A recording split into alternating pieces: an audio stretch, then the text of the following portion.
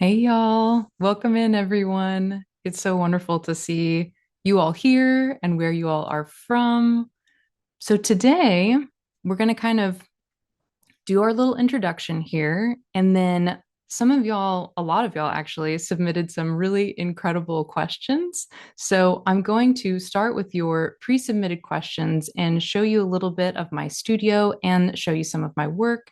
And then we'll get started sketching using recorded live footage from the Cornell Lab FeederWatch Cam. So that section of the show is going to be pretty fast paced. So I might not have as much time to see and answer your questions during that segment of time. Luckily, like I mentioned, we've got a few Cornell Lab staff members in the chat to help you, and you'll be able to rewatch the recording once you get it in your email. And then finally, we're going to finish out our session with an explanation on how to take one of your sketches from our feeder cam sketching session and turn it into a more finished piece. All told, we should be spending about 90 minutes together. So let's get started. There we go. Hi, welcome in, everyone. Hello, I'm the voice that has been speaking to you. Hello, hello, everybody. Welcome, everyone. I'm super excited that y'all are here with me in the studio today. And I want to give you a little bit of background on me. I'm an artist and a scientific illustrator born and raised and living right here in Nashville, Tennessee. I hold a BFA in illustration with a minor in art history from Savannah College of Art and Design. And I also got a certificate in natural science illustration from the University of Washington. I started my work with Cornell in the Bartels Scientific Illustration Program and have created and taught field sketching courses for Cornell University's undergraduates, as well as for participants in Cornell's Adult University program. I've also illustrated field guides, created educational outreach materials, and painted visuals for scientific papers at the Cornell Lab of Ornithology. And I was fortunate enough to collaborate with Bird Academy, who I'm sure you're all familiar with, to create my nature journaling and field sketching course. I run my own bird art biz as I paint burbs, and yes, burbs, where I balance my scientific illustrations with whimsical illustrations full of humor. You can find me across social media at I Paint Burbs. You can also find me online at lizclaytonfuller.com or ipaintburbs.com. And you can enjoy learning with me at your own pace in my nature journaling course as well. So, my goal with my art is that my passion for birds and nature will invite y'all and others to appreciate bird life too. So, the way that I am going to get started today is I mentioned that y'all gave us some really incredible pre submitted questions that I would love to start with. And then, of course, maybe our conversation will sort of grow and blossom. So, when I told you the run of show, we'll be doing kind of an intro here.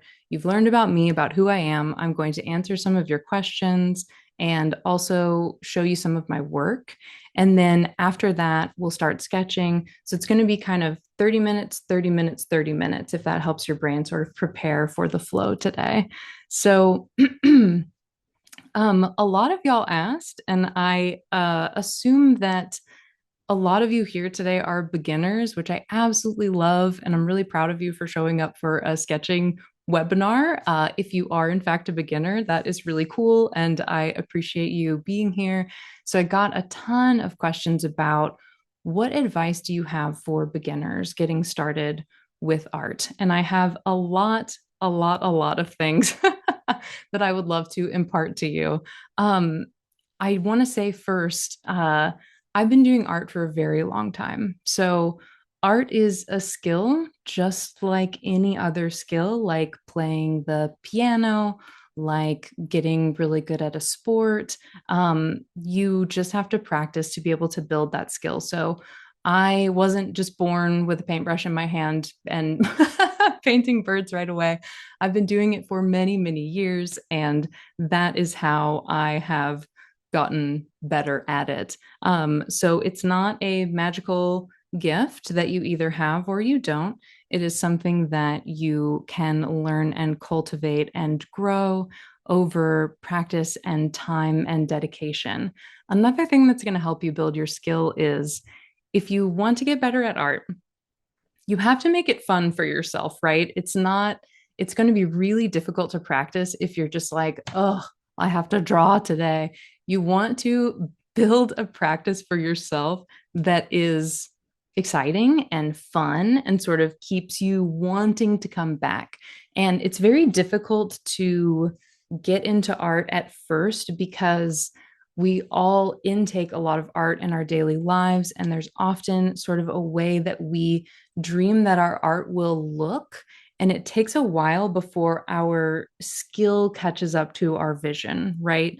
So if you can kind of push through that time and also consider that even if your art isn't exactly what you envisioned right away, every piece of art that you make on that journey is very important and is part of the process. Consider it like a stepping stone towards your growth. Even if it doesn't look the way you wanted it to in the end, what did you learn from the creation of it, right? So be gentle with yourselves as you begin your art journey. And also, today, when we get to our sketching from our Cornell Lab FeederWatch Cam video, it's going to be a bit fast paced.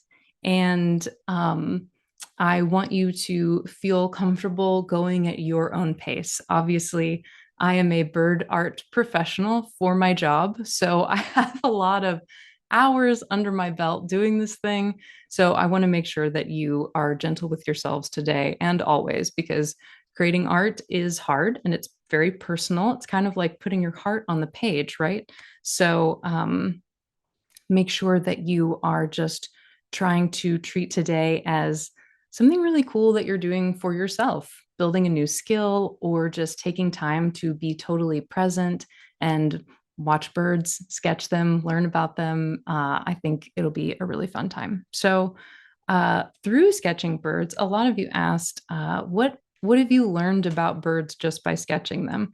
That's another really incredible thing that will happen today as we're sketching, because when you are drawing birds, right, you have to look at them very, very closely. So I learn so much every time I draw birds.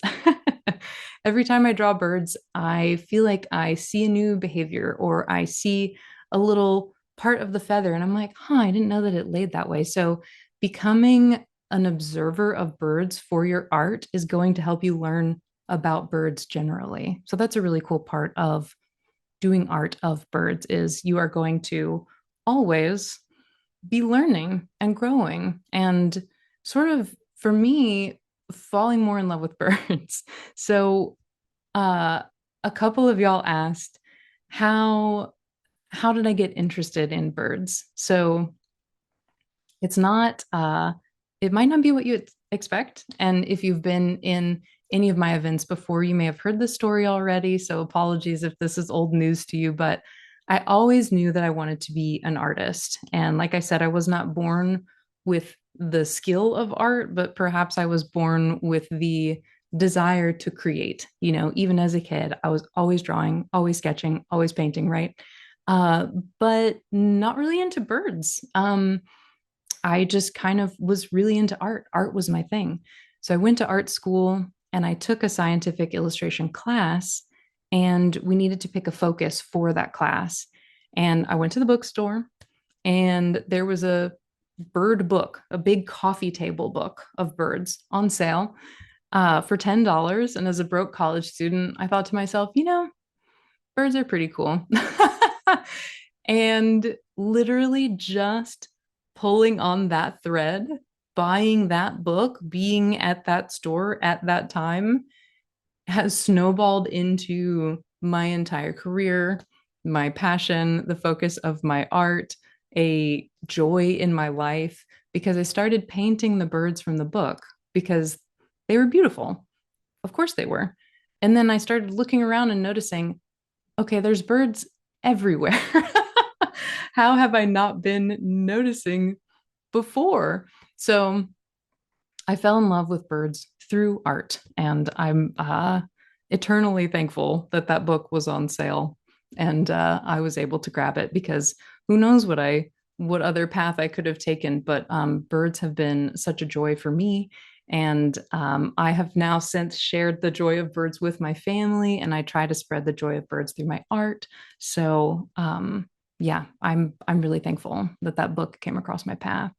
Um, Another question that I found really thoughtful was, how do you balance realistic details with your own artistic style? And I thought that was a super interesting question because a lot of people, when they are building their portfolio or building their style, feel this, oh, I've got to pick a style, or my work doesn't have a style. It's all over the place. And what's interesting is, even in scientific illustration, right? I have I have here a guide that I illustrated. So I'm going to show you here. I painted these little hummingbirds for the field guide to the hummingbirds of North America, right? So I painted these little hummingbirds for the guide.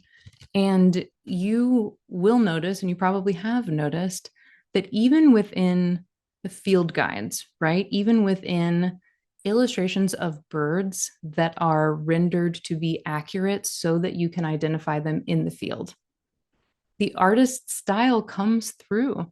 I have my own style. Sibley has his own style. Peterson has his own style. Like, every single artist still imparts themselves and their heart onto the page. You cannot separate yourself from your work. So if you're worried about having a style, and if you're experimenting with a lot of different subject matter or medium, don't fret. Your style is inherent in you. You cannot separate yourself from your work, because when you make art, you are looking at something and filtering it through the lens of you, a unique person, and then onto the paper. So I feel like, whether you like it or not, your style will be imparted. So a lot of folks fret about that. And I want to tell you, don't fret. I myself am constantly learning and growing. I would love to show you. So I started in scientific illustration. You saw my hummingbirds just then. And I found that with scientific illustration, it was so uh, serious and exacting and necessitating a focus that was very intense, right? And so a thing that happened with my artwork, which I did not expect, but have loved very much, is that I sort of have this whimsical part of myself that I'm expressing through my artwork now. And that has been really, really fun for me. So I have a couple of whimsical birds I'd like to share with you. So I've put a chickadee in a cowboy hat and boots here, of course. And then I have also made a disco ball dove as well.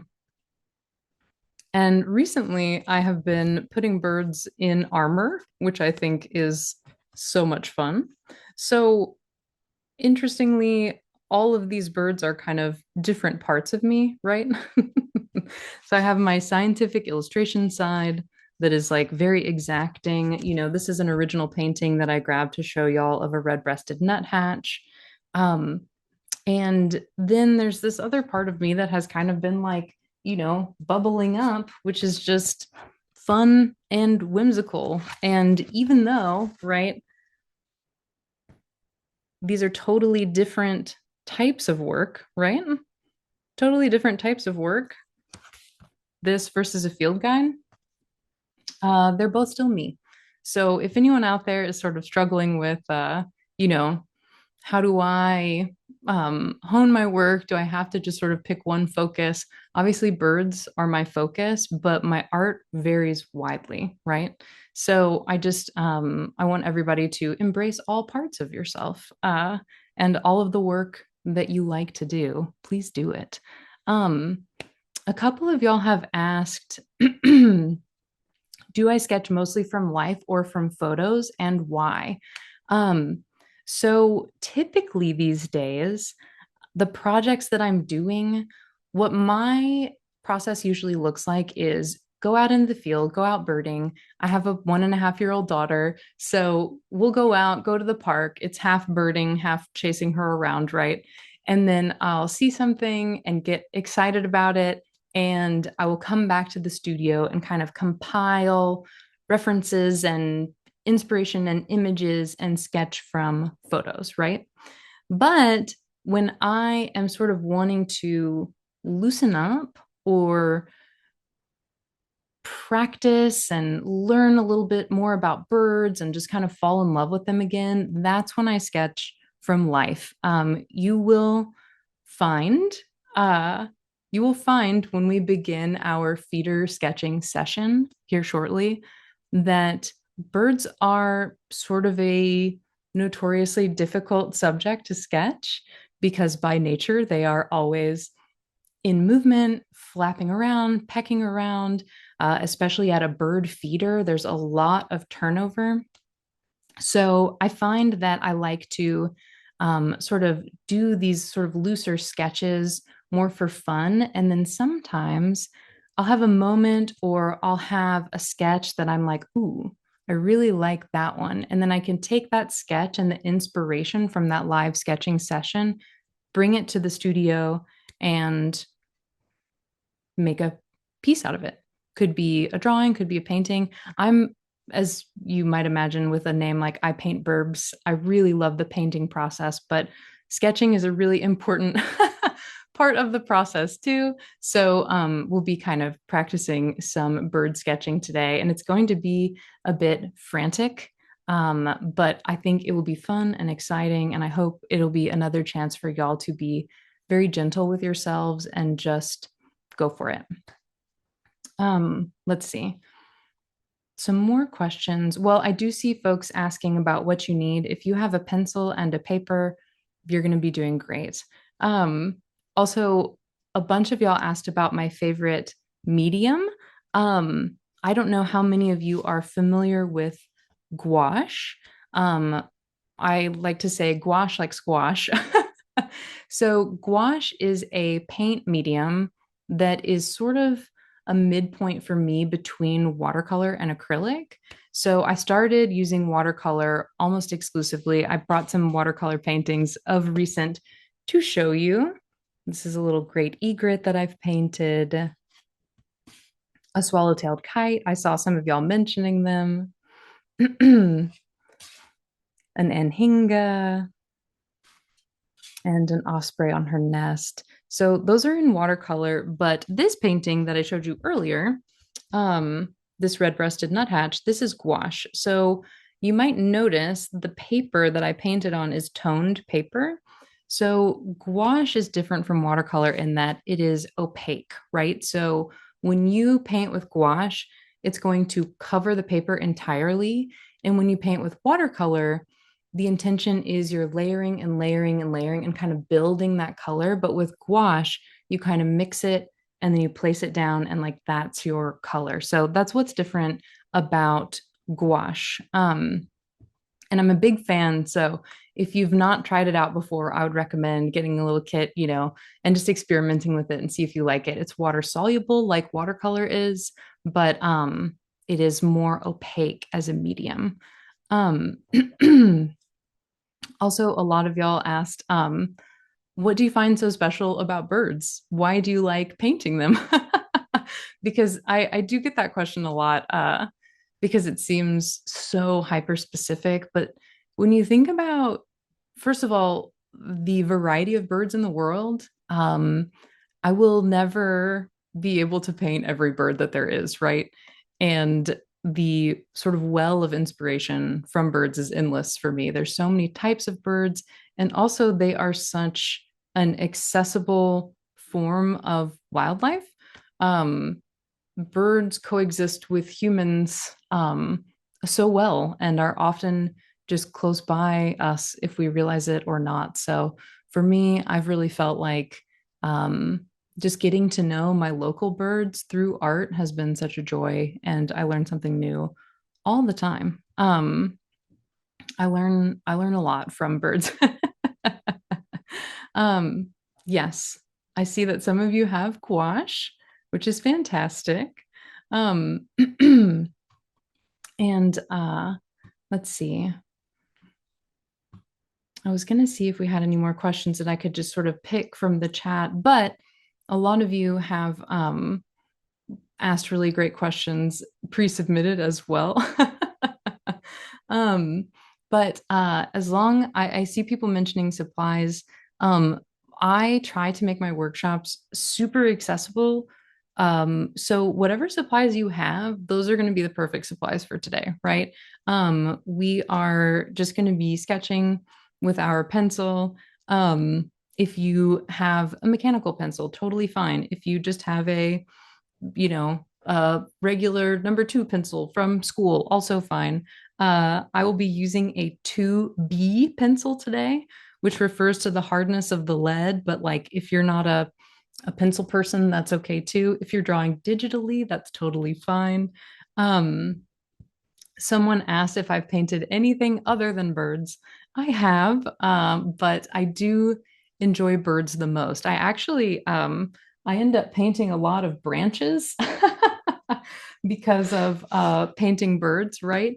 And I do really enjoy the painting of a branch, actually. So perhaps if I wasn't I paint birds, I would be I paint I paint branches. A couple of you are asking right now, and generally, what is my favorite bird?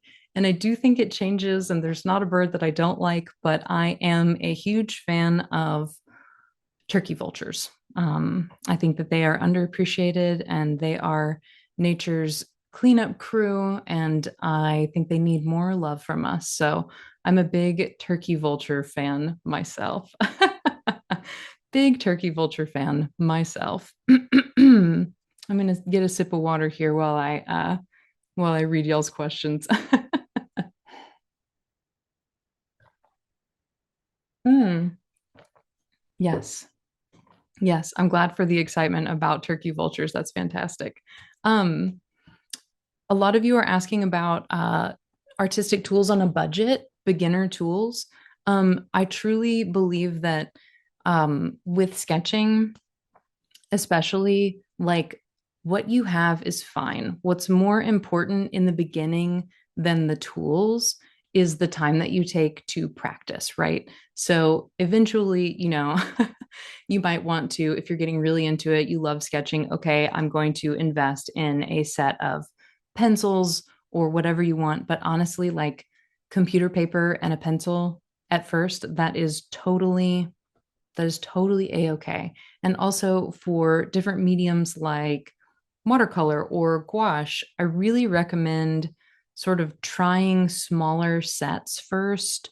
Or if you have a friend who might have some supplies, try to see if they'll let you kind of just give them a go, because some supplies you'll take to and some supplies you won't. And you don't want to invest upfront an enormous amount of money to then be like, well, actually, I don't like gouache that much. So if you can find a way to try supplies, there are a lot of, I know in Nashville, sort of like art resale stores where people donate art supplies. That's a great way to find things as well. So I would recommend you just sort of giving things a bit of a try at first and then going from there. Y'all, I think we've sort of wrapped up our question session. I know I can see that a lot of y'all are very eager to get to sketching, and your time has come. Let me let me get us set up for some sketching here. Give me just a moment. I know that is what we came here to do today. So let me make sure that we are at our exact right time to start sketching. And then we will get going. So I'd like to give you an upfront reminder that in this next section, so I'm down here in the corner now, the camera above me is footage from the Cornell Lab FeederWatch bird feeder cam. And once we start it, we're going to be sketching for 30 minutes, and it is footage of a live bird cam. So I'm going to be drawing for the next 30 minutes. And I will try to glance over at the chat and get some of your questions. But this is going to be a time where I am quite focused. And I do want to give you a couple tips up front before we get started, just so that you are sort of feeling prepared for what's about to happen here. So, for sketching birds, okay, I've got my paper right here. They do not stay still for us typically, right? So, what you'll see me do over and over and over again in this next 30 minutes is I will start a sketch of a bird, they will move, and I will abandon that sketch and start a new one. Something that birds often do on feeders is kind of go through cyclical motions and behaviors. So, a great strategy when you're field sketching is to start multiple sketches, and then you will be able to kind of hop around your paper and then add to your sketch as the birds return to those poses. So I'm going to be, this is actually a great example. I did some practice sketching earlier just to sort of get back into the headspace of doing some field sketching, right? So these are what the drawings are going to look like. They're not going to be super polished, finished drawings. We're going to be doing some super loose, fun, exciting sketching. And then later, we will take one of our sketches and sort of bring it to a little bit more of a detailed place. And kind of, I'll talk you through the process of there. But I do want you to know that the sketches from this section are going to be very loosey-goosey, okay? Bird pun intended. So don't feel the need to be uptight about this. In fact, I want you to let go of your perfectionism, preferably for all the time, but I know that's impossible because I struggle with that as well, but definitely for today. Okay, I'm going to go ahead and start the feeder cam footage, and we will have some birds come in to visit us. And I will try to tell you what birds they are as well as they come in. This is a little juvenile starling. So that will kind of be our first visitor. And I'm going to just get started. Okay, they've kind of moved towards me, and now they've moved to their side, and now they are basically gone. And we've got, is that a grackle up front? Yes. So as you can see, I started these 3 sketches. Ooh, red-bellied woodpecker coming in hot. Okay, so what I'm going to start doing is just blocking in really big shapes of these birds as I have the opportunity to do so, right? Okay. And again, what is important about sketching from live cams is drawing what you see. So if you find yourself, oop, should turn that way just for a sec. This is why I asked you to bring a couple sheets of paper, because you will fill up a piece of paper really, really quickly while you are sort of starting all these sketches. Ooh, I really liked how she kind of turned her head a little bit.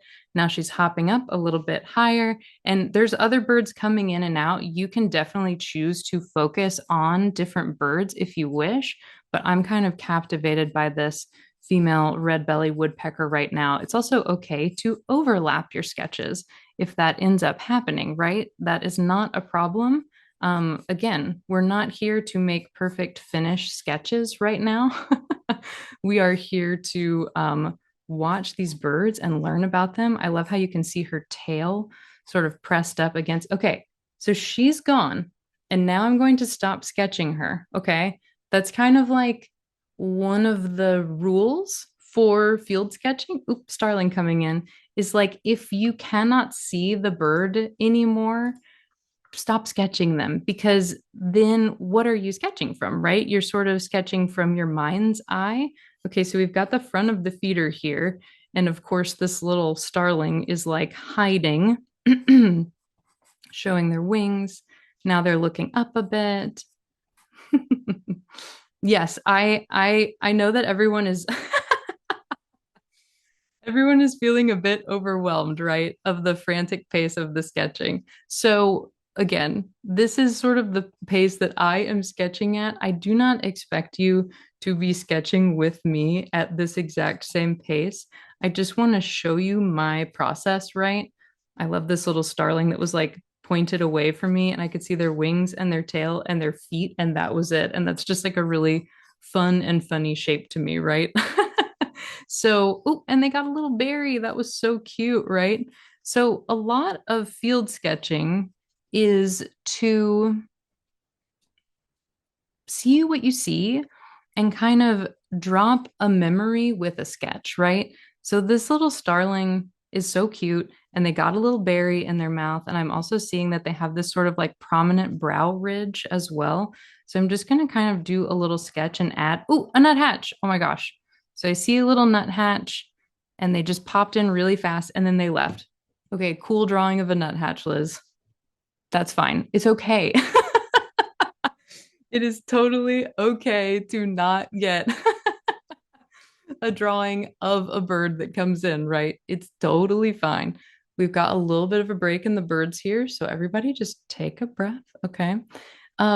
Remember that you'll get the recording of this, and you do not have to sketch from live birds. You can pause the recording, you can sketch from photos, but this is what it's like when you are sketching from sort of a live cam.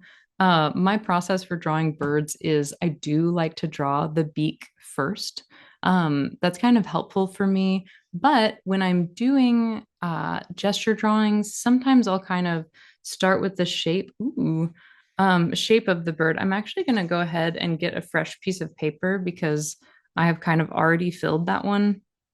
We've got a red-winged blackbird in the back that is kind of bending over and now sitting up again, of course, and has pecked a seed and left. Awesome. So now we're going to do our grackle. Ooh, okay. Grackle fluffed up. If you're feeling at any point super overwhelmed, right? You can start also taking notes of what you see, right? So, like, I might write down a note of like the grackle did a big fluff, right? And I love how when I see the grackles, they have that really, really bright eye that's contrasted with their super, super dark plumage. So you can even sort of fill in with hatching just a little bit to show, like, remember this guy? Ooh, that was fun. They sort of stuck their beak straight up and had like a little peanut in it. That was cute. So I'm just kind of like capturing the gesture, capturing the moment. Again, these are not polished sketches. And of course, all the birds are just showing us their butts and tail feathers right now.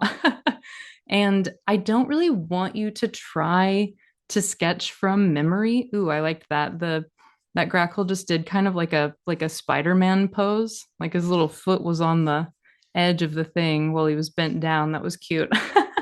Ooh, that's so pretty. Okay, so that grackle just did like a beautiful pose and then immediately changed, of course. So that's okay. But I remember this moment where the grackle sort of puffed their chest out and looked straight up.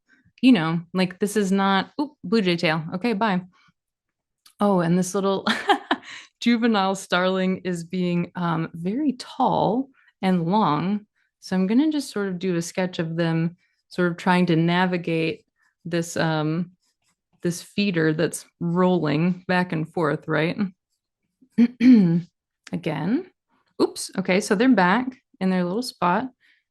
Okay, and they've moved again. So I can keep that. Oh, my goodness. Okay. And so this starling up here was just sort of doing a lot of flap, flap, flapping, right? And it's okay to do little sketches that are super, super goofy and loose like this, just to remember that this starling was having a very difficult time getting onto the feeder, right? So, mostly when you're drawing from life, you are sort of learning about the birds and their behavior because you're watching them to go through these cyclical poses again. Like, I'm hoping that a grackle will come back. Ooh, red-winged blackbird. Um, and then, oh my goodness. Okay. So that grackle kind of looked straight down, and I saw the eyes, and their legs were sort of spread out. So I'm hoping to show you, right, that field sketching is very loose and kind of fluid and frantic, right? I'm trying to give you some tips about, you know, how to not put too much pressure on yourself, right? I want you to be able to kind of fill a page loosely, and then you can go back to areas that you would like to. Okay, so our little long, tall starling is back, and then they've turned the other way, right? So they've come back and done sort of the same behavior, right? So you can kind of be like, oh, okay, well, maybe this starling will come back again and we'll see them do this little tall, this little tall pose again. But I'm gonna take a quick sip of water. But yes, I'm showing you the process of gesture drawing and also that and yes, gesture drawing. Ooh, a mourning dove. Okay. I'm going to grab a new piece of paper because I love a mourning dove, and they're sort of a totally different shape than any bird that we've seen so far. Like that very, very rounded head, right? And that shorter beak and that puffed out chest and their little shorter legs with their chunkier feet, right? And they're already kind of moving all around the feeder. But I just want you to see that gesture, like nobody's going out in the field and drawing like perfectly rendered drawings of of birds. Oh, that's funny. In this pose, you can literally not see their head almost at all, which is hilarious. You can kind of see it like popping up here, and then they're gone, and that's it. It's funny that you asked, do I draw looking at the paper? I almost exclusively am looking at the birds. That is part of why my paper is so loose, is that I am looking at the birds. Oh, okay, one little starling replaces another. I am almost exclusively just looking at the birds while I'm drawing because all the information that I need is with the birds, right? I'm not trying to get sucked into the paper because, again, once you get totally trapped drawing your paper, like looking down at your paper, oh my gosh, that was such a funny pose. Sometimes you see something and it's like the perfect little hilariously shaped starling butt. Like these are their wings, this is their tail feathers, and that's the edge of the feeder. And what a funny view that was. So I'm really focusing on the shapes of the birds and the movements of the birds. And again, I know that this is kind of a frantic pace, and I did just want to see, for you to see that this is what it looks like when you are sketching birds from life, because often they are so, well, they're birds. They have their own agenda. They don't know we're drawing them. But they do not know what our agenda is. They only have their agenda. So I'm drawing the starling that's up on the suet cage right now because they're kind of giving us a nice like held shape of they're pointing up, and you can see a little bit of the structures of their wing feathers, which is really nice. You'll also notice that they all use their tail feathers to kind of brace against what they're holding on to. And you can see their little leg is coming up, and you can't really see their feet. So it's okay not to draw them. Like you do not have to draw what you can't see, right? And they do have that really prominent brow line that makes them kind of unique looking. Oop, okay, our red-bellied woodpecker is back. I think I'm gonna see if I can start a new page with her or him, new woodpecker. Anyway, um, they usually kind of cling on to the suet for just a minute here. So I'm going to get that shape in, and we can see their toes just peeking out the side, and they're very stiff tail feathers, which is sort of a hallmark of woodpeckers. And now you can see the toes peeking out the other side. And I think it's really cute how we can basically just see the red stripe of their mullet down their back. And then you've got the really, really stripy wing bars. So, really, one of the main field sketching tips, right? Okay, bye. Good to see you. Thanks for stopping by. um, one of the tips is start a lot of drawings that you don't get to finish it and be work on being okay with that. Because a lot of the time when you're sketching birds, again, they've got their own agenda, right? This one is kind of just like a long shape this way. And now I can kind of cut the wing, tail feather, very boxy, and then their little leg kind of sticking out to the side. Be okay with not finishing your sketches, right? Oh, and that was a fun interaction. And you can kind of like even do some cartoonish stuff of like, okay, these two starlings sort of had like a standoff, right? um, and you can take notes like if, you know, if you're feeling overwhelmed by the pace of this, I just want you to know that it's okay. You'll get the recording and you can absolutely practice with the recording. So don't feel like you have to sketch as fast as I am sketching, but I want to give you as much time seeing my sketching process if that feels helpful to you, right? So, okay, our little our little starling is just like looking away, looking to the side. Now we're looking the other way. It's a great way to sort of practice sketching birds in these various poses and see how their beak is sticking out of their head. Oh my gosh, it turned all the way around and looked straight at us, which is very funny and very exciting. Um, um, let's see. Okay, we've got another grackle in. So let's see what we can get of the grackle. So that's it. Grackle. Amazing. Like you don't get to choose what you see and how long a bird stays, right? So that's kind of what makes field sketching so unique and fun is that at the end of your sketching session, you have a record of not only the birds you saw, but their behavior and how long they stayed, right? So this is a grackle and it left, and that's okay. You know, my experience is that the grackle just sort of came out. Oh, blue jay. Let's see what we can get of the seat. There you go. So you could write in your notes, saw a blue jay. It did not stick around. This sort of starling up here is making the kookiest shape with their body. They've got one foot hanging on to the feeder and the other foot hanging on to the bird seed. That is so interesting. So, yeah, again, it's just kind of like a record of what you saw through the lens of you. And then let's see, the starling is still giving us some poses to work with here. A record of what you saw on the day. So, like, if you go to your local park and you are sketching, right? You will just sketch what you saw on that day.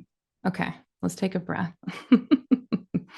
It's true. Sometimes a fast pace of drawing sort of forces you to loosen up in a way that you might not have if you were just drawing from a photo, right?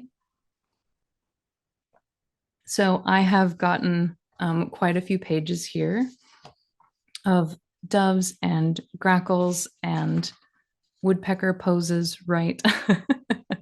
So, you know, like it's okay to do the front and the back, but I think mine would show through the paper. So we'll keep sketching. You can also, in this time, you know, if you want to, you can draw the setting, right? You can start sketching. Okay, there's this like cool. Okay, well, birds are back, so I'm not going to sketch the bird feeder anymore.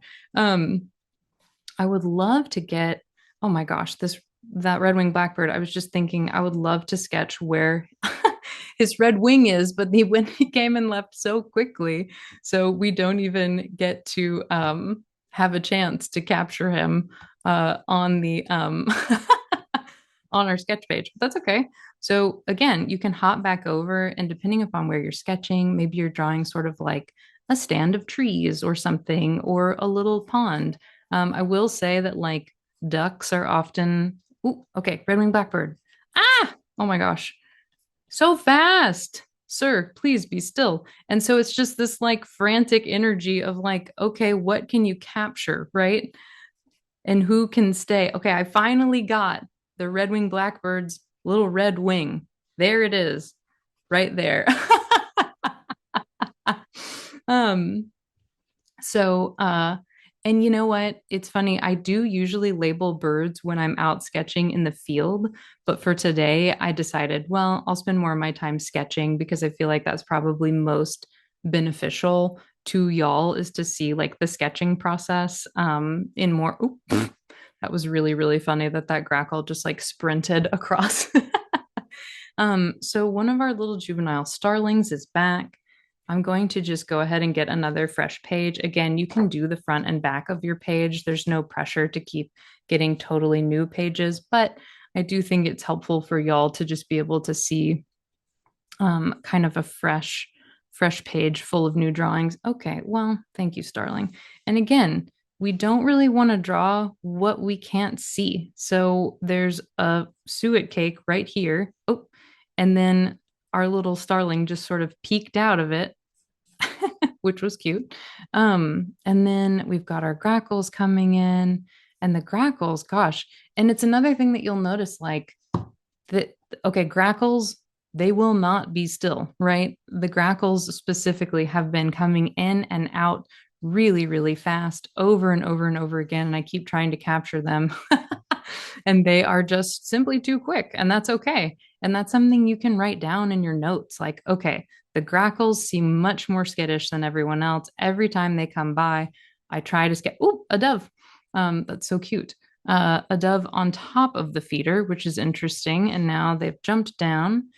And let's see if I can get a little bit of a dove sketch from the front because their tail feathers are sticking straight back. And like, is this a perfect dove? No.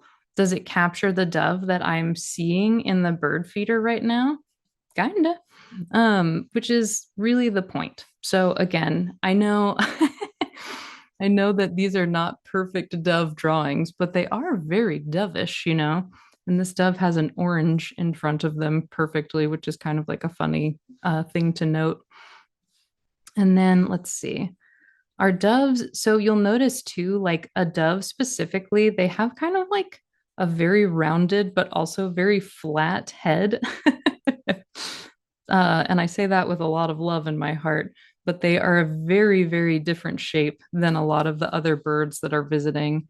And this dove is giving us a little bit of time so you can add a little bit of detail in. And when you're rewatching the video, feel free to pause as you will. If there's a pose that you'd like to spend more time with, I, of course, am going to try to sketch this beautiful red-bellied woodpecker here because I am obsessed. And also, they tend to spend a little bit more time. And you'll learn as you are. I like the sideways lean that they're doing right now. Oh my gosh. And then this like interesting sort of heart shape clinging to the side. You can see the floofs. And the feeder is hanging down and they were reaching like all the way. That's kind of cool. So I just want y'all to sort of see the various ways of capturing your birds, right? Oh, and there they go. Oh, and our red-winged blackbird is back. Theoretically, just for a moment, if we know anything about their behavior. Ooh, and red-winged blackbirds have one of the pointiest beaks that I can think of. So I'm going to try to capture that every time they sit their head up, just for a moment here. Nice, nice, nice. I'm also gonna, oop, that's good. The little tail up, wings up, dip down into the feeder is very funny. This pose keeps happening a lot, which is entertaining. Um, of course, this red-winged blackbird has given me so much more time with them than before, and what I have drawn is them sticking their butt up into the air. But that is what they're doing. Um, you can kind of see the backs of their claws. Yep, and you can also do a little like a little motion lines, you know, of like, oh, this red-winged blackbird was like dipping their head down, right? Ooh, and this grackle is being very stoic, looking up, looking to the side, and then they are gone, of course. And then they are gone. Woodpecker again, amazing. Let's see. let's see what we can get with this woodpecker kind of on the side here, which is interesting. See how straight down their tail is going, and you can see them grabbing onto the side. Ooh, oh, hello. Feel like they're looking right at us for a second. Oh, that's a really funny kind of angle to get their beak at, right? And y'all can sketch from your own bird feeders. You can sketch from Cornell's live cams. Like there is so much resources out there for you if you kind of enjoy this type of frenetic sketching, right? And not everybody does, and that's totally okay. If you want to watch it back and you want to take more time with it, right? That is totally a-okay. I want to encourage you to do art that works for you and makes you happy. It makes you feel fulfilled, right? Oh my goodness. Okay, Starling sass. But I am just sort of showing you how it looks. An artist who is a professional bird artist, this is what my field sketching looks like. And that is totally what it's supposed to look like. And you can take your field sketches and turn them into sort of more thought out pieces if that is something that sounds exciting and fun to you. But also, if this is sort of a way that you like to sketch, you can just do this. This is great. When you're field sketching, okay, there's our little starling that jumped up, of course. Oop, and our grack is back. It's so funny. The nature of this this feeder setup is that a lot of the birds, you kind of see just the back of them, and you can kind of see their beaks sticking out. And this is a great field sketching is a great way to practice birds having their head at all different angles. You can see this grackle was sort of like looking away and out. This starling down here right now, you literally couldn't see their beak just now. Like, it's good practice to see sort of what stands out about the bird to you. Oh my gosh, that grackle had a mouth full of suet. And that pupil is so intense. And again, with the grackles, I love just doing a little bit of hatching, which is like adding in these parallel lines to, you can also do perpendicular lines to get them a little bit darker, but to add a little bit of darkness to it. So you can see that, yes, this was a grackle and their eye is sort of sticking out in a way that you often see them. Okay, again, we're getting the bird butt and the clinging onto the side. So this is a great way to just sort of keep loose. Oh, this starling up at the top is literally like upside down for us, which is pretty fun. I don't think we've gotten to draw an upside down bird yet today. Head down. Let's see. Let's see. Oh my gosh, that grackle's head iridescence is so pretty. I want them to just sit still and pose for us, but again, again, it's very difficult. Okay, we've got our red-bellied coming back, and I think, let's see, I've got a couple different pages with the red belly, but I'm gonna just start one more because, well, it's really nice to see them. And again, they're probably our most cooperative subject of the day, giving us a bit of time as they sit on this nice sort of suet,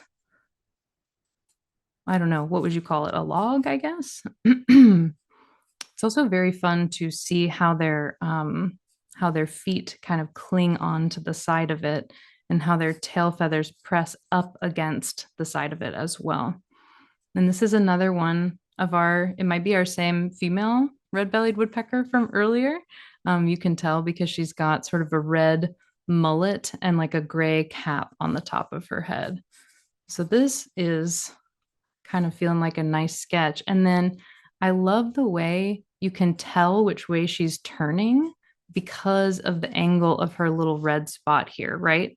So you only, oh, she keeps looking kind of like off into the woods, essentially, right? She's like, what is over there? What's going on over there? Um, it's fun to watch her do that. I'm always like, I wonder what she's thinking about, right? I wonder what she is watching for and thinking about. Oh, okay. I also love that woodpeckers kind of have almost like a heart shape for their wings a little bit. So we've got her grasping over here, and her tail is sort of at an odd angle against her body, helping her sort of brace against the feeder. Oh my gosh, that was cool. She sort of like turned her whole head, but her body was still facing this way. And now she's fully pecking the heck out of that suet cake. Get after it, girl. I'm really I'm enjoying uh this woodpecker. I like her a lot. And I see a lot of y'all are like, my proportions are not exactly what I want them to be.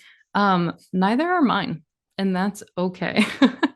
I want you to rest assured that it would be very, very difficult to sort of capture a perfect proportion when you are sketching at this pace. It's okay. What we'll do for the next part, once we're done sort of sketching live, is okay, let's see. I love this like blob of a red-winged blackbird here in the front. And we've got one in the back. Amazing. Double red-winged blackbird at once. And again, I'm truly mostly looking at my page rather than, okay, I finally got a red-winged blackbird sort of facing me with a wing bar on it. Whew. Um, yes, I do. I'm glad that y'all are enjoying the constant narration. It's fun for me to sort of talk through my process. I know other people might prefer like please let me draw in peace, but again, you can sketch from your backyard. Oh, we got a little downy woodpecker. Um you can sketch from your backyard. You can sketch from Cornell's live cams. Like, you do not have to sketch and listen to me. But today, I was hoping to sort of impart my process to you, and hopefully you seeing it live and hearing my thought process, and just knowing that, in fact, it's not perfect, even though I am a bird art professional.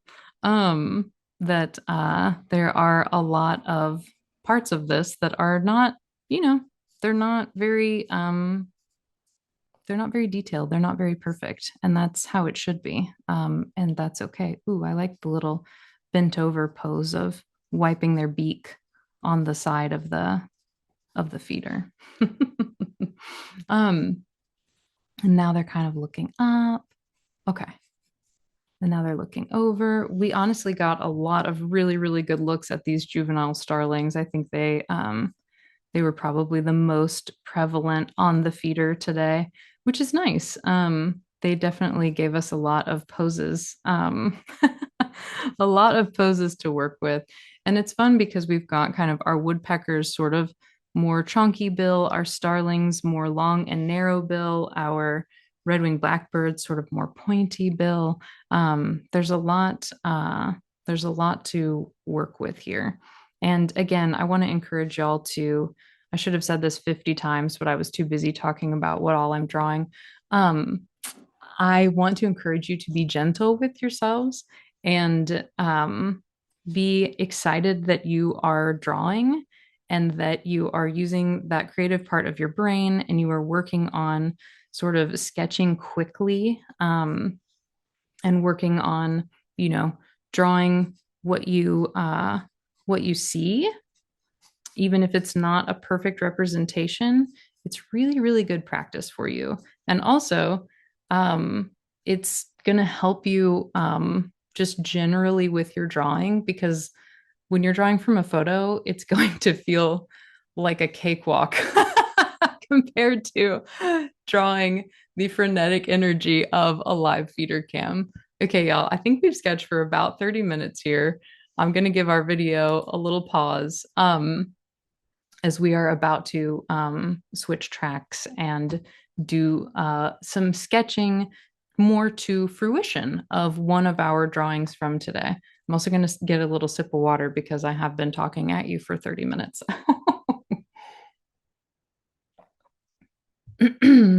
It's a chaotic process. I'm just going to go back through and show you. I think that the sketch that I am most excited about is our red-bellied woodpecker. This one specifically. I like the pose, and I also really like when we saw her kind of like turning her head, because this is her too, right? All of this sort of section here is our woodpecker, right? So I liked when she was in this pose, but she had her head turned away, like kind of looking a little bit like, what's going on back there or something. So I think that's what I'd like to do my focused drawing on. But I want to show y'all just all of the pages that I did really quickly, just so we can kind of have a bit of a go back through the frenetic energy. I really enjoyed the dove visits. That was fun to try to capture. There's our woodpecker again visiting. I also super liked when the birds kept perching on the edge and sticking their butts into the air. That was very fun to draw. Our little cartoon grackle when they fluffed up. So it's kind of cool when you go back through your sketches, you start to remember, oh yeah, that grackle fluffed up and that was really, really cool. And then this starling was flapping around frantically on the feeder. So it's not just a practice drawing, but it's to connect to a moment in time, right? So you'll look back at your sketches and be like, oh yeah, like that. I remember that. I remember when this bird did this. I remember when this grackle did this like weird Spider-Man pose on the back. It's it keeps us present, which is something that is important to do in an age where well, there are a lot of competing factors in our lives that keep us moving from one thing to the next. So sitting still and doing a sketch of something for a good long amount of time is really good for you. So I knew that our woodpecker was going to be sort of an absolute diva of a model. So I gathered some woodpecker references for us so that we could take one of our sketches and move it to a place where it's a bit more detailed and a bit more polished, right? I'm hoping that that middle section kind of pushed you out of your perfectionism zone because you can't be perfect when the birds are moving so fast. So thank you all for bearing with me through the exciting exciting section. I'm going to put these underneath my paper here to give it a little more backing. Fantastic. So what we're going to do is we're going to take this sketch. I've gathered these references from Cornell's Macaulay Library, which is a fantastic resource to sketch from, and I have Cornell's permission to sketch from it today. You can always do practice sketches from Macaulay Library, just to sort of help build your skills and things like that. So this is my sketch that I'm like, you know what? I really liked that. She kind of hung out for a while, and that felt really good. So I'd like to sketch her a little bit more detail. And remember too that if it was too fast, which is totally fine, it's okay to, when you get the video, go back, take your time. Like I don't want you to feel rushed by the pace of today, but of course we only have so much time together and I want to maximize it with you. Um, okay. So what I'm going to do is I'm going to take our woodpecker here and I'm going to just go ahead and copy her pose. Actually, you know what? What I wanted to do was I liked the pose of the body, and then I liked this pose of the head, I think, where she was looking off into the distance, right? She was like, sorry, you couldn't see it. This one. So this one and this one, right? So what I'm going to do is kind of a combo of this reference where she's a little more side profile and this reference where she's sort of like she kept checking the woods or whatever she was doing. That was really cool. And I thought that was interesting. So let's go ahead and start with, we'll draw this first because y'all probably noticed for the most part when I'm sketching, I like to do the beak first. So what I'm going to do is I'm going to draw my woodpecker's beak kind of pointing out into that middle distance, right? And then her head comes down. And I'm keeping this part really sketchy. We can always, we're like, you can always add more detail later, but I would recommend to you, please don't get too locked into the detail right when you start a sketch because you sort of set yourself up for the potential of you put in a lot of time and detail and energy and then now I'm going to switch to this sketch and then you want to change it or you're like oops I didn't get the proportions right, so loose at first and then we'll refine later. Okay, I don't know why I was pinching like that was refining, but super loose first, then we refine later.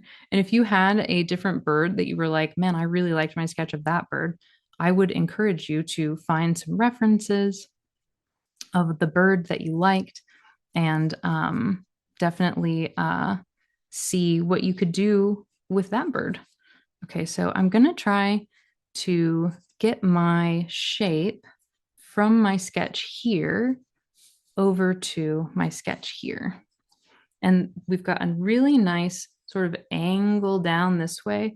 So I want to make sure that I don't forget we're going to angle down this way and the wings come out.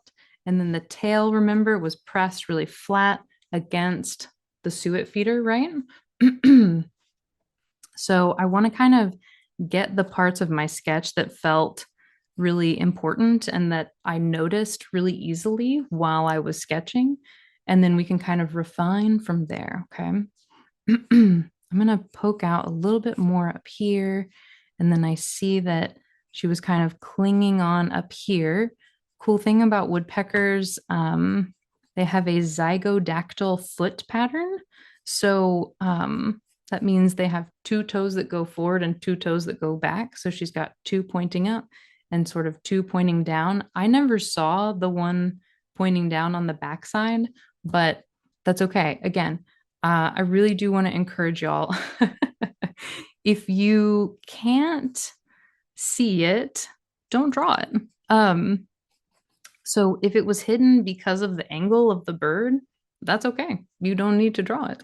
That's something that I feel like a lot of folks struggle with, especially in the beginning, right? Of sort of learning to do art is I have to draw the whole thing and I have to draw every part of it and I have to be accurate. And the truth is, it's okay to not.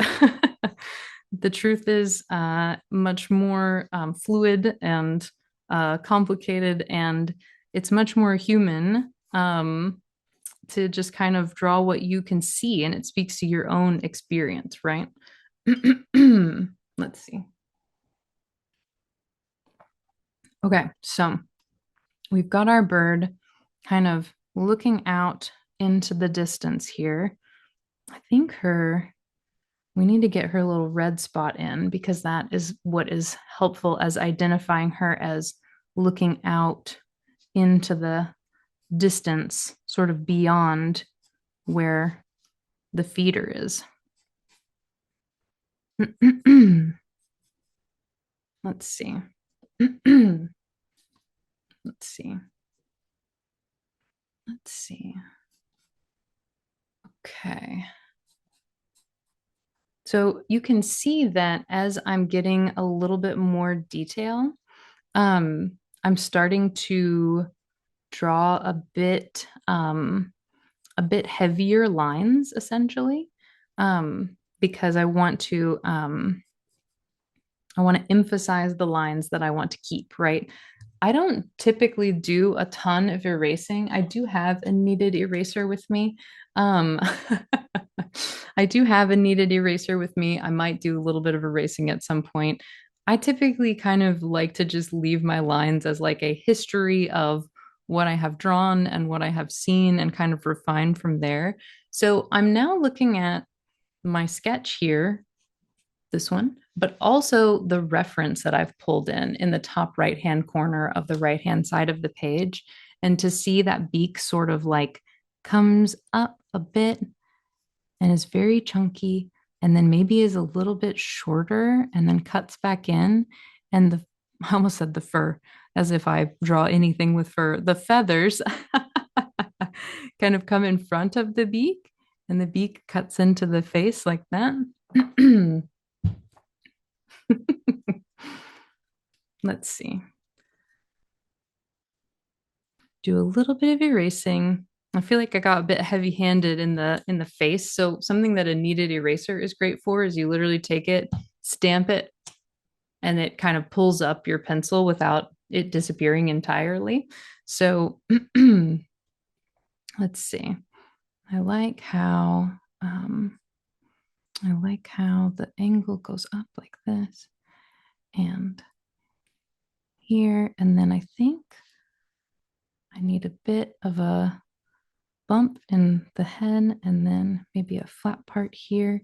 And so even someone like myself who has been drawing birds professionally for quite a long time, um, I do, I do a lot of adjustments along the way. It's not like I've drawn hundreds and hundreds of birds and now I can just draw them from my mind perfectly. I do a lot of adjusting and recalibrating and looking at my reference and making sure, okay, how's this looking? Am I placing the eye in the right spot? I do not have a photographic memory. I have to look at my references every time I am drawing and painting birds, right? uh, and I want to make sure that you all feel totally comfortable to do the same as well, because that's part of the process. Okay, so what I'm noticing in my sketch here is that this line goes kind of straight down, and in our reference it dips in a little bit, but I think more true to the pose that we sketched, it's going to be a more straight line, and that's making my sketch feel so much more like correct and like the same pose that we kind of saw on the feeder cam, which is really nice. Sometimes it literally just takes one line to totally change the vibes um, of a piece. Paleo artists. Hats off to all my paleo artists out there. Y'all are doing amazing things with the info that you have.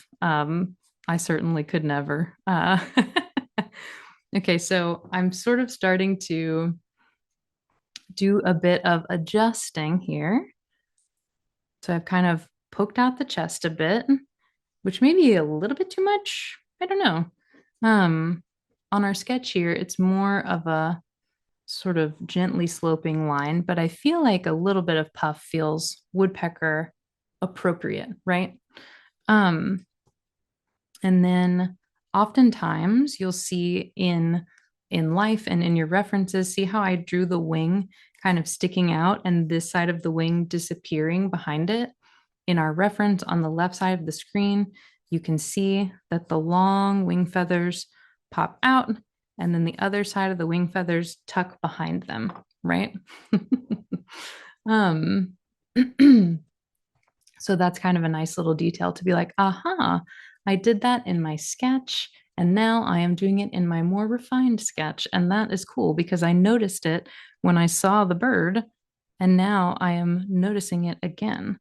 I'm fixing this line a bit, And you can see too in our reference, our red-bellied woodpeckers have this sort of like upper area of plumage on the top of their wings, and then it goes down into the more structured secondary feathers here and the primary wing feathers all the way down here, which is nice.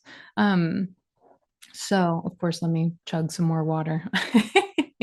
I also want to say too, the field sketching, the quick sketching, it gets you to sort of like stop and focus. And I know that today has already gone by so fast for me. So I hope it's going by quickly for you too. There's something about doing art and being in the moment that makes me sort of lose time. Like I'm like, whoa, time warp. It's been an hour.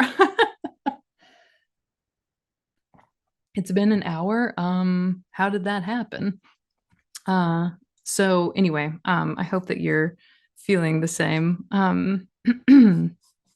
So we can also get these nice stiff tail feathers poking out over here as well.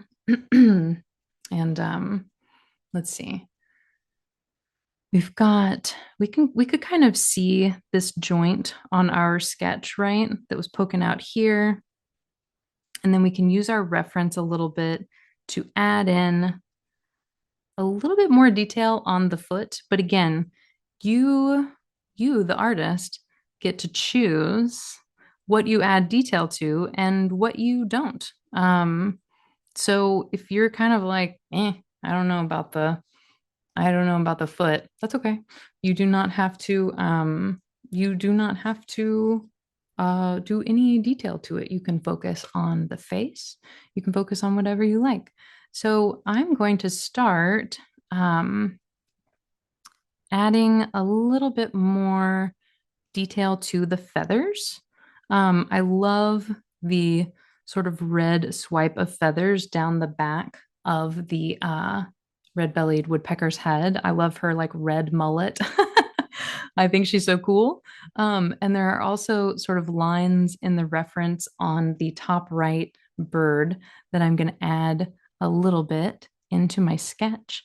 And something that can be really tricky with feathers is to feel like you need to represent every single feather that ever was, right? Sorry, I'm looking, of course, at my sketch and my reference, and I feel like perhaps the wing feather needs to come down just a little bit like this, but that's okay. I'm not going to worry about it too much. It's just sort of a mental note from me to me. With feathers specifically, it can feel very alluring to try to represent every single feather, right? And so if you are drawing every single feather on your bird, I'm going to use this red-winged blackbird for an example, and you're kind of like doing like this, and then you do have your more structured feathers, but in softer areas, you're still doing like a bajillion lines. Your birds are going to end up looking a little more furry than feathery. So be strategic about your feather lines, right? You don't need to draw every single feather. In fact, it's better not to. It's much better not to. There are more structured feathers, like the wing feathers and the tail feathers, that sort of demand that extra level of detail.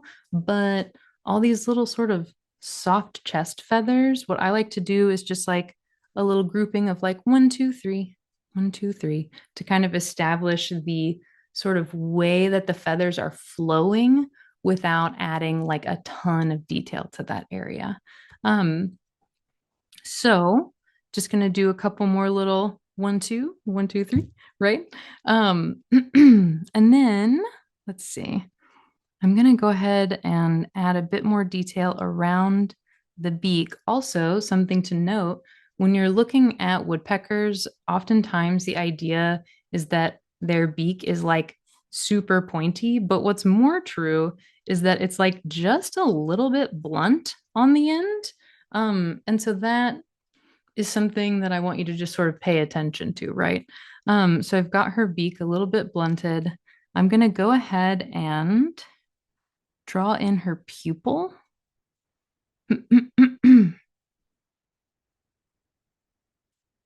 And she's kind of looking, remember, like over there, which is great. She doesn't look like she's cutting her eye back at us. She does look like she's checking the forest, like what's going on back there. And then I would like to sort of add a little bit of this sort of barring on her back. I'm not going to go absolutely bonkers with this detail because, well, it's pretty intense. But what I am going to try to do is capture the feeling of it. So I'm going to use my lines a little bit broken because, as you can see on the reference, it's not like a perfect line across the back, right? It's kind of like little soft edges of feathers that create this pattern, right? So we want to use a similar pencil stroke to what we see, right?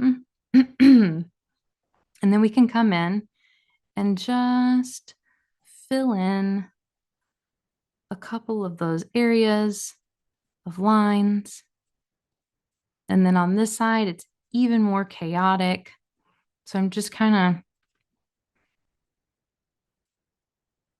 just filling in a little bit by bit.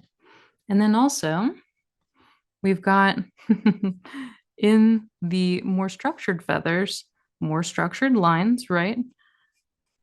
And I am not, if I were doing scientific illustration, I would be painstakingly counting feather by feather and going through to try to make the coloration accurate, right? We are not doing scientific illustration. This is what I would call a study. So we've sketched, we've watched this bird, and now we're doing a study and a slightly more finished sketch, right? So I'm just going to go in and fill in some little blocks of plumage, right? Because I want it to have that sort of black and white feel without me painstakingly going through and making sure that every feather is perfectly rendered, right? um, so I'm just kind of going through and filling in areas. And these lines of plumage are sort of much more structural than the ones at the top. And you can see that reflected in the drawing, right? These ones are kind of like soft edged and not really as linear. And these ones down here are like, right? And these outside feathers down here, totally dark, right? And then up here, the beak, I'm going to emphasize the mandible line, right? And then I'm going to take my pencil just lightly and sort of fill in, right? Fill in the beak because it is gray, but I don't want it to look as dark as the areas that I filled in on the back because it isn't, right? If if you want to, and I know that this is going to be kind of like a bit of a crash course, but you could take a pen, right? So you've got your sketch. You're like, this is pretty cool. I like it. I didn't do a ton of erasing. It's very like sketchy vibey, right? You could take your pen, right? And I have a nice little pen here, and you can do just a quick outline of some of your favorite lines, right? So I'm not going to add anything new with pen. I'm not reinventing my sketch. I'm just taking the lines that I like and emphasizing them a bit. And also, if you are doing this red-bellied woodpecker specifically, if you have like a red colored pencil or I don't know, a marker or watercolor to put a little spot of red on the back of her head, oh my gosh, that would be such a fun addition of detail to this sketch. So, like, this is your art. Make it for you.